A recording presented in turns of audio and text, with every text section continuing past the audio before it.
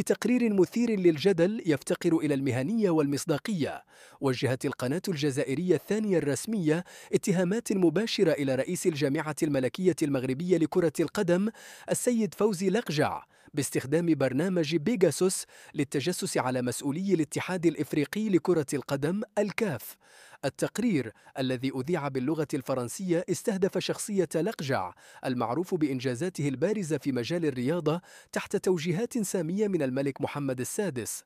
التقرير زعم بشكل غير مدعوم بالأدلة أن نجاح لقجع في إدارة الشؤون الكروية المغربية يعود إلى استخدامه المزعوم لبرنامج التجسس، مما مكنه من السيطرة على مفاصل الاتحاد الإفريقي لكرة القدم.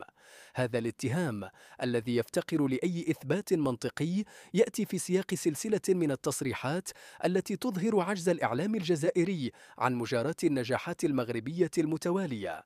تساؤلات تكشف التناقضات.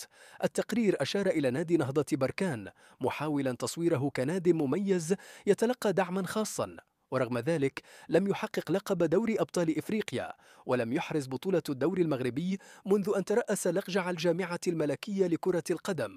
أما بالنسبة للمنتخب المغربي فقد تساءل المعلقون على منصات التواصل الاجتماعي: إذا كان لقجع يستخدم برامج تجسس، فلماذا لم يتمكن المنتخب من الفوز بكأس إفريقيا الأخيرة أو إحراز كأس العالم في قطر؟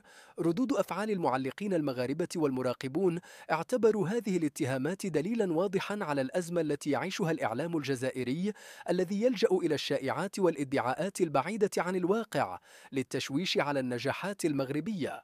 هذا الخطاب الإعلامي يظهر حجم الإحباط الذي أصاب البعض نتيجة التفوق المغربي على جميع المستويات. من المهم التأكيد على أن الرياضة تبنى على الجهد والعمل، وليس على الاتهامات التي تفتقد المصداقية. المغرب بقيادة شخصيات رياضية بارزة مثل فوزي لقجع استطاع تحقيق تطور ملموس في مختلف المجالات، وهو ما يتجلى في النتائج الإيجابية للمنتخبات والأندية المغربية على الصعيدين القاري والدولي.